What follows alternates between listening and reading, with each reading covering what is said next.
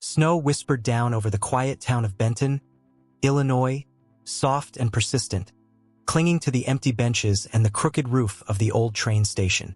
Inside, the weak light of a flickering overhead bulb cast long shadows on the tiled floor. A heater groaned somewhere in the corner, doing little to warm the wide, drafty room. Rachel Quinn stood at the ticket counter, her coat too thin for January, her breath curling in the air as she clutched her wallet with stiff fingers. Beside her, her daughter Ellie leaned sleepily against her leg, cheeks flushed with fever, a small pink backpack slung over one shoulder. Rachel rubbed the girl's back gently, trying to soothe the quiet whimper in her throat. "One ticket to Carbondale," Rachel said, her voice low. "One child fare." The clerk, a bored young man in a company vest, tapped at the keyboard. "That'll be $18.75. Rachel slid her card through the reader. The machine beeped, then beeped again, declined. She felt her face burn before she even looked down. "Could you try it again?" she asked, forcing a smile. The clerk gave a half-shrug, tried once more. Still declined. "I'm sorry," he said, already moving to cancel the order. "It's not going through." Rachel swallowed hard. "It's just, there was an auto payment this morning for gas. I didn't think it would hit this soon. Is there a way maybe I could?" She trailed off. The clerk had already turned to the next passenger in line. And then a voice, quiet and clear behind her. "She's with me." Rachel turned. A man stepped forward, tall and pale in a gray coat that seemed to blend with the snow still melting in his hair. He didn't smile, didn't explain. He simply slid a black card across the counter and said, "2 tickets. Same destination." The clerk hesitated, then processed the payment without question. Rachel stared at the man. "You don't have to do that." He met her eyes. "It's already done." He handed her the tickets. His hands were warm. A faint scent of cedar and clean wool lingered in the air. "Thank you," she said, barely above a whisper. He gave a slight nod, turned and walked away, not out of the station, but toward the benches near the tracks, as if he were just another traveler. Rachel stood frozen for a moment, the tickets trembling slightly in her hand. Ellie tugged at her coat. "Mama, are we going now?" Rachel blinked. "Yes, sweetheart, we are." She didn't know the man's name, didn't know she'd see him again, but she would. Andrew Blake didn't usually interfere. He preferred silence, the kind found in the spaces between train announcements, in the clatter of wheels on track, in the murmured conversations of strangers cradled by motion. It was why he rode alone, why he dressed like no one worth noticing. The coat was intentional, the quietness cultivated. But today, her voice had cut through all of that, calm but fraying, too proud to plead, too tired to pretend. Now he sat near the back of the platform, hands in his pockets, watching the mother and child from the edge of his vision. The girl leaned into her mother's side, knees drawn up on the wooden bench. Her fever-flushed face rested against the woman's coat, her breath soft and shallow. Rachel Quinn. He knew her name now, not because she told him, but because he'd seen it flicker on the card reader screen when the payment failed. A habit he had, noticing. The train rolled into the station with a low thunder, and Rachel stood, adjusting the strap of the backpack on Ellie's shoulder. The child stirred, blinking up at her mother. "I'm okay," Ellie whispered. Andrew watched Rachel brush the girl's hair back gently, her fingers lingering at the child's temple, checking again for heat. She was careful, not panicked, not loud, just holding everything together with threads. They boarded. Andrew didn't follow.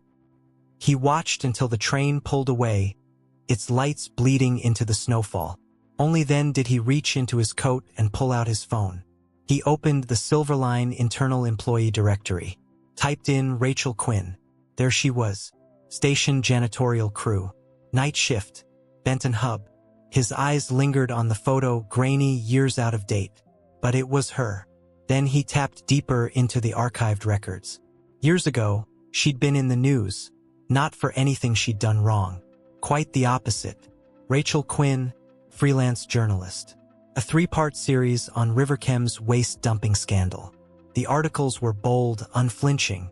She'd named names, cited sources. One of them, he realized, had the same last name as Ellie. Darren Ellis, chemical technician, whistleblower, died in a car accident 2 days before the court hearing. Andrew closed his eyes. It all fell into place. The quiet, the retreat, the job beneath her skill. Silenced, forgotten, but not by him. He stared at the screen a moment longer, then slowly began typing an internal memo to the Clean Rails division. The train station faded into stillness behind him, snow swallowing the footprints she had left. The mailbox on Rachel Street always creaked.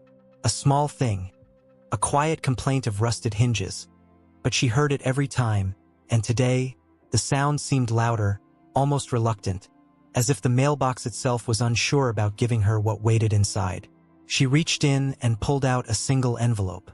Thick, heavy, no return address, just her name written in clean, serif type, Rachel Quinn. No one called her that anymore. At work, she was night shift, janitor, sometimes just hey. At the clinic, she was Ellie's mom. To herself, in the quietest part of her thoughts, she was someone who had once mattered. Someone who asked hard questions, who got answers, who paid for them. She turned the envelope over in her hands. The paper was high quality, too thick for junk mail, too formal for bills. She walked slowly back to the house, boots crunching over packed snow, past the sagging porch steps and into the warmth that always smelled faintly of tea and old wood. Ellie was asleep on the couch, curled beneath the only blanket without holes. Her cheeks had lost their flush, breath even and soft. A cartoon hummed from the muted TV. Rachel touched her daughter's forehead gently. Cooler. The fever had broken. She set the envelope on the kitchen table, beside a chipped mug and a folded towel. It sat there untouched while she cleaned dishes, reheated last night's soup, and checked the heater again to make sure it hadn't gone out. Every time she passed the table, her eyes flicked to the envelope. Finally, after Ellie stirred and mumbled something in her sleep, Rachel sat down. She took a slow breath and opened it. Inside were papers, neatly folded, dozens of pages, pressed flat and crisp. She lifted the top sheet. Her own words stared back at her. Riverchem's riverbed. Hidden toxins and silenced truths. Her byline are Quinn, still bold beneath the headline. She blinked, then turned the page. The cost of quiet, corporate settlements and the lives they don't count. Letters to the EPA. A town's plea ignored. She hadn't seen these in years.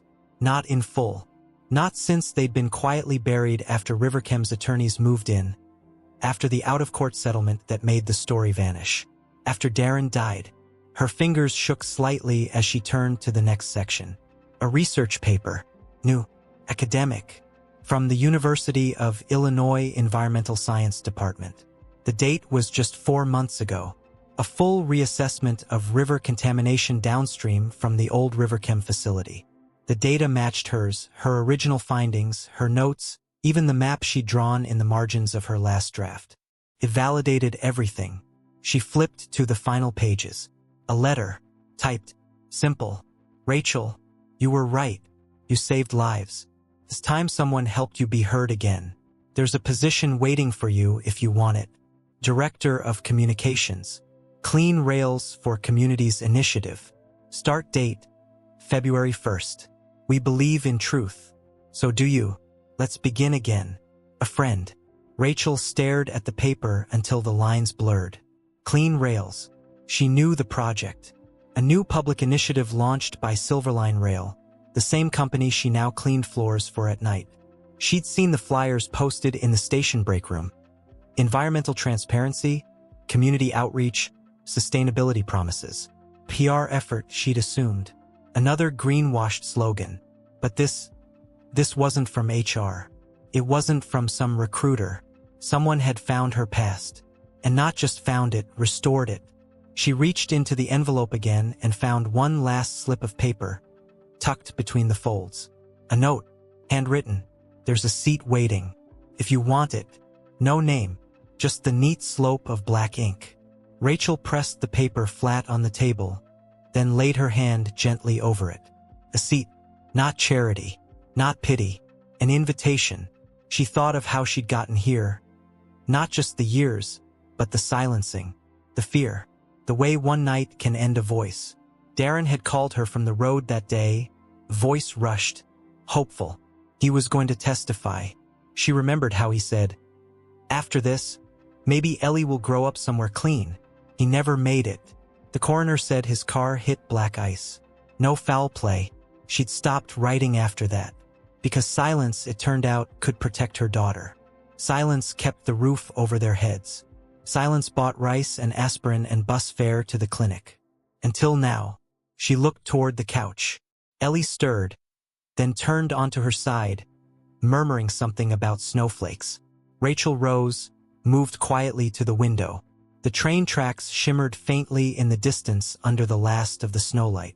She thought of the man in the gray coat, the quiet certainty of his voice. "She's with me."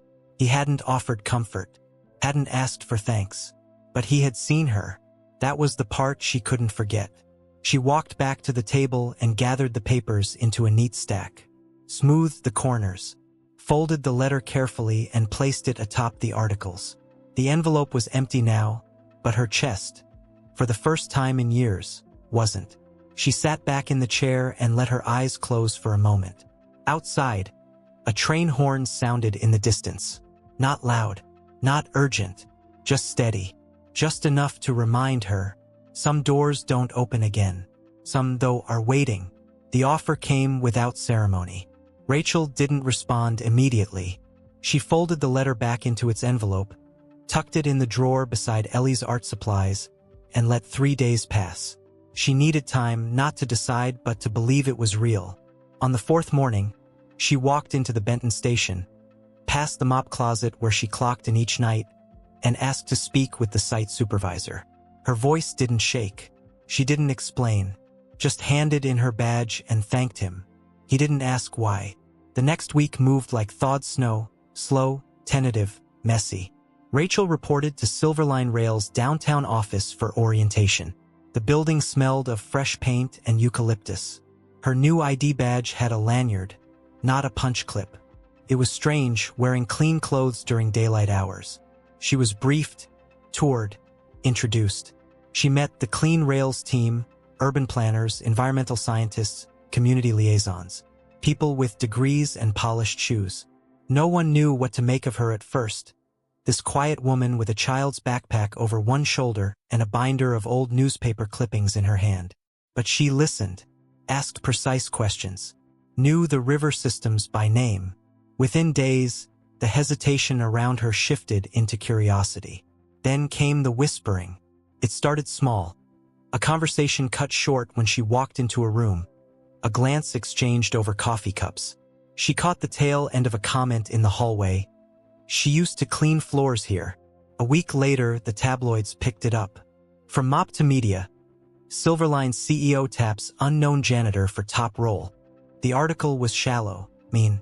It featured a grainy photo of her pushing a mop bucket beside a headshot of Andrew Blake taken at a gala. The subtext wasn't subtle.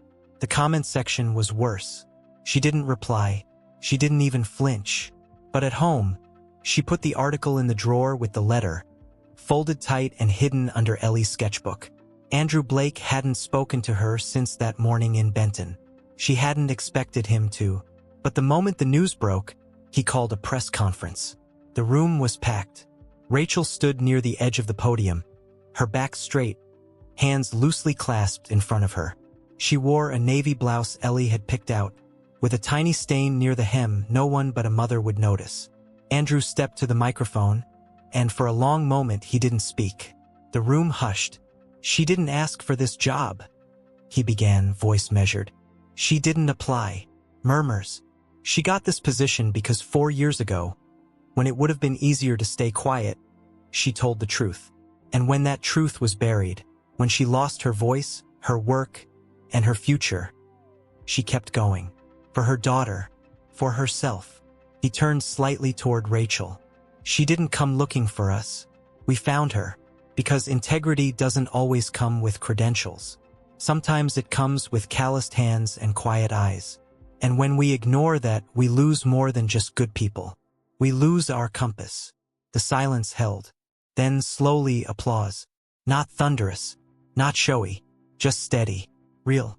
Rachel didn't smile. She nodded once. That was enough. The backlash didn't vanish. Office gossip doesn't bow to applause. But it softened. And more importantly, it lost its sting. That evening, back at home, Rachel stood in the kitchen rinsing rice while Ellie sat at the table, drawing trains. "Can I draw Mr. Train Man?" Ellie asked. Rachel looked over. "Who?"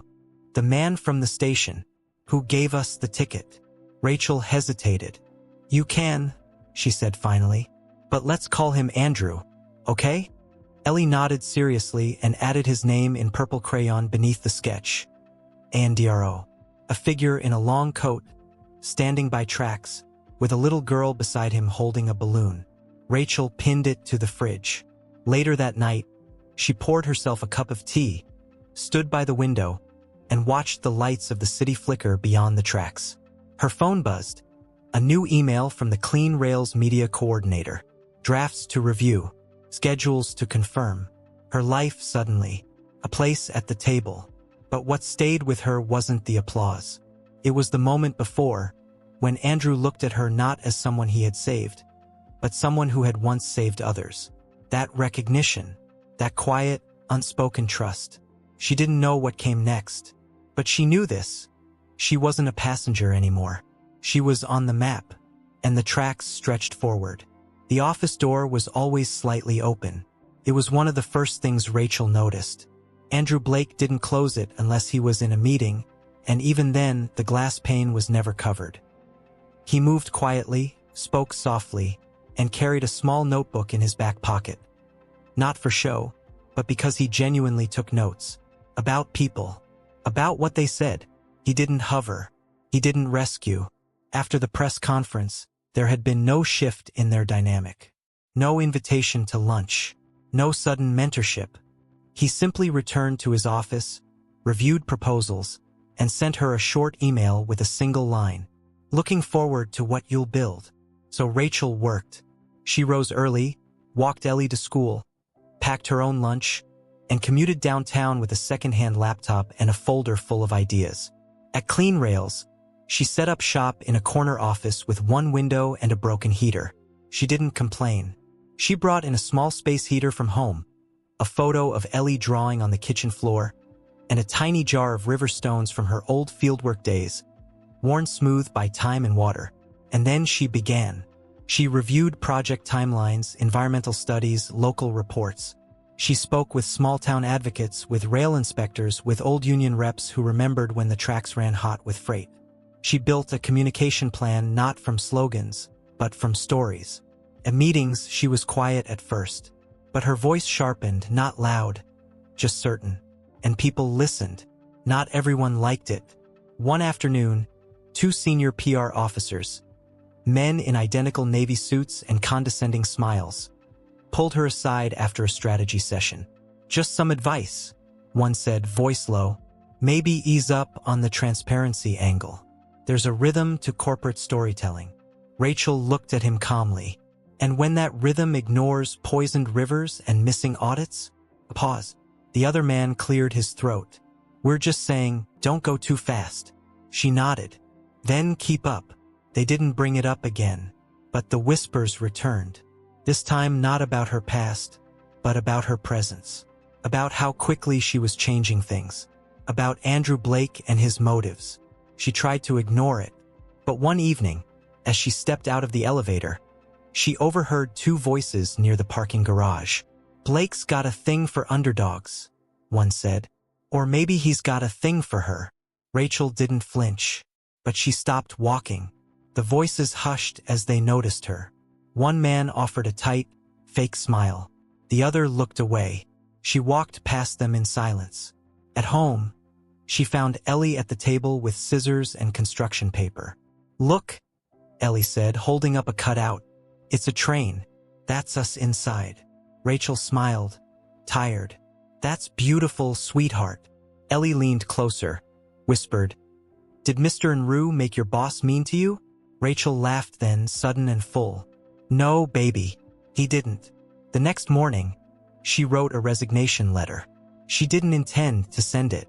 Not yet. She saved it as a draft, folded a printed copy, and tucked it into her coat pocket, just in case. The same day, she was called to a board meeting.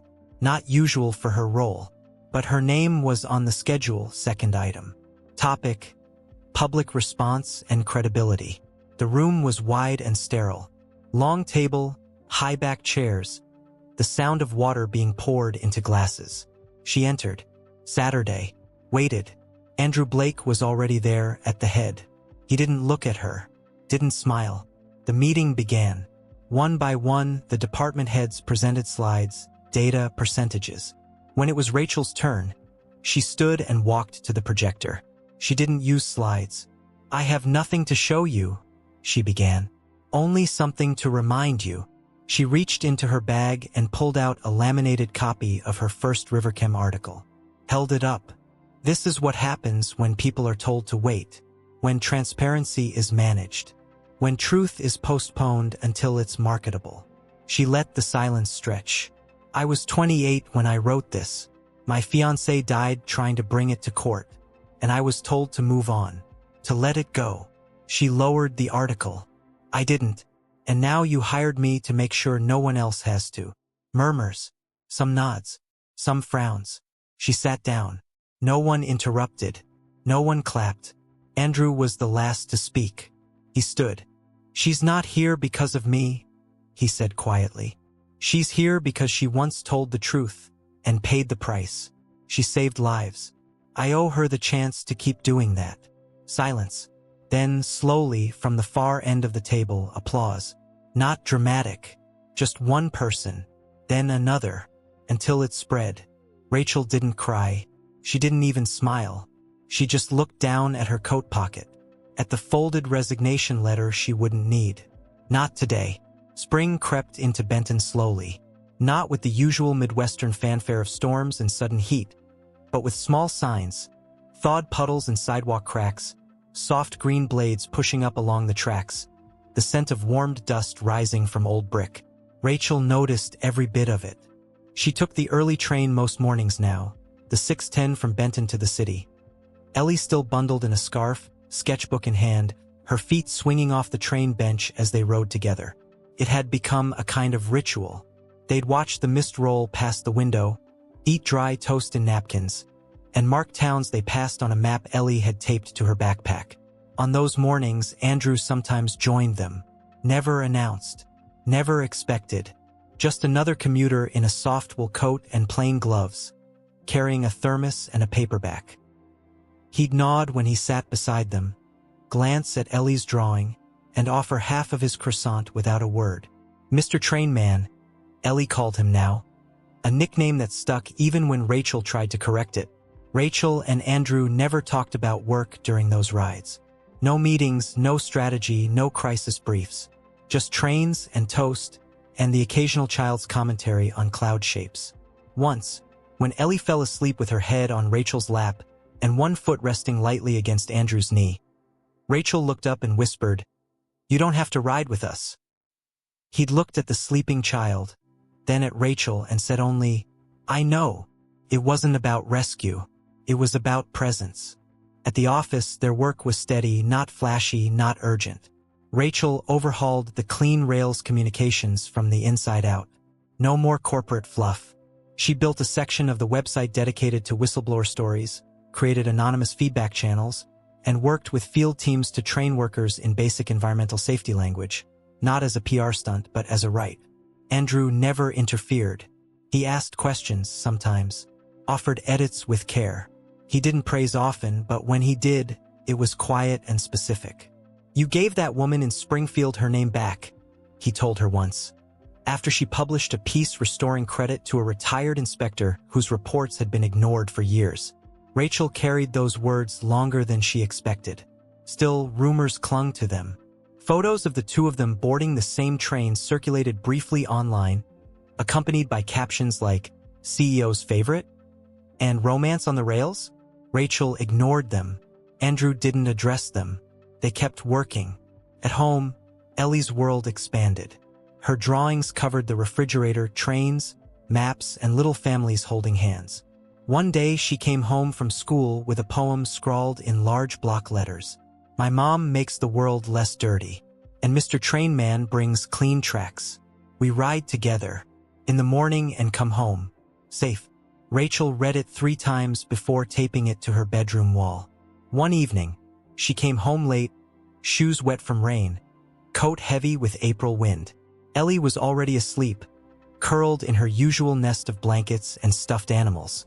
On the table, a small envelope waited, thick cream paper, familiar handwriting. From Andrew. Inside, a handwritten note and 3 photographs. The first was of an old rail yard, the one in South Haven, long shut down. Beneath it, typed, 14 children hospitalized over 10 years. No one ever answered for it. The second, a group of community volunteers in reflective vests, standing in front of a new solar-powered monitoring station, first of its kind on this line, installed last week.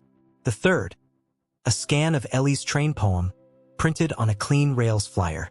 A tiny credit at the bottom, Ellie Quinn, age 7.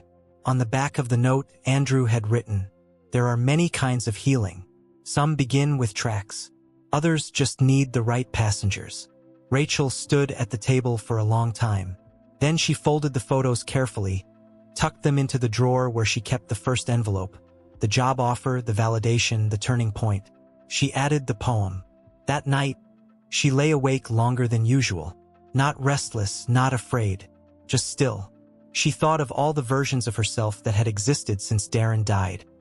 The angry journalist, the invisible cleaner, the silent mother, the woman no one believed. And now the one who returned, not to fight, not to win, but to build. Andrew never asked her for anything beyond the work. But every time they rode the train together, she saw it in the way he watched Ellie's fingers tap on the window, or the way his eyes softened when she talked about rivers. He wasn't trying to save them. He was trying to stand beside them, even if it took a long, quiet track to get there. The platform shimmered in morning light. Not the Benton station this time, but the new terminal at Carbondale, rebuilt from brick and glass, powered by solar panels and optimism. The air still smelled faintly of steel and wet gravel. But today, the smell carried something else too. Cleanliness. Beginning. It was launch day, the first clean rail route, a stretch of track rebuilt from old freight lines, now designed to carry passengers safely through towns long neglected, without toxins, without shortcuts. Rachel stood near the boarding gate, her hand resting lightly on Ellie's shoulder. The girl wore a pale yellow raincoat over a corduroy dress, boots scuffed, face bright. In her other hand, she clutched a drawing, folded twice, smoothed carefully. Andrew stood a few feet away, in his usual gray coat, the sleeves pushed slightly back. He wasn't making speeches today. He'd refused the podium, said this launch wasn't about him. The crowd was smaller than expected. Local press, a few engineers, families with lunch pails and tired hope. The kind of people who don't cheer loudly, but who show up anyway. When the conductor called boarding, Ellie tugged Rachel's sleeve. Can I tape it now? Rachel nodded. Ellie darted toward the window of the lead car. With help from a staffer, she taped the drawing to the glass. A train in crayon, rolling through hills. 3 people stood beside it. A woman, a tall man, and a small girl, all holding hands. At the top, in bold red crayon, our home, where the truth began again. Rachel swallowed once, looked away, then turned to Andrew. You don't have to ride with us. He looked at her, the corner of his mouth lifting slightly. I know. For a moment she thought he might step back, might let her go forward with Ellie and watch from the platform. But he didn't. Instead, he said softly, if you want to be here, this is your seat. There will always be a ticket waiting for you. Rachel's breath caught, not from surprise, but because part of her had waited to hear something like that her whole life. She reached out, took his hand. Then let's ride together. They boarded. Ellie ran ahead, choosing a window seat and patting the cushions beside her. Rachel sat beside her daughter. Andrew slid into the seat across from them, his knees brushing Rachel's for a second. Not by accident, but not on purpose either. The train pulled forward, gentle at first, then with more certainty. No fanfare, no music, just motion. Ellie pressed her nose to the glass, watching the hills blur. Rachel leaned back, closed her eyes, felt the hum of the track beneath her, steady and true. Not a rescue, not a reward, just movement, chosen, shared. Outside, the old rails unspooled into light. Ahead of them, clean track, new towns, quiet work, honest wait, and between them 3 lives, no longer running, just riding, together,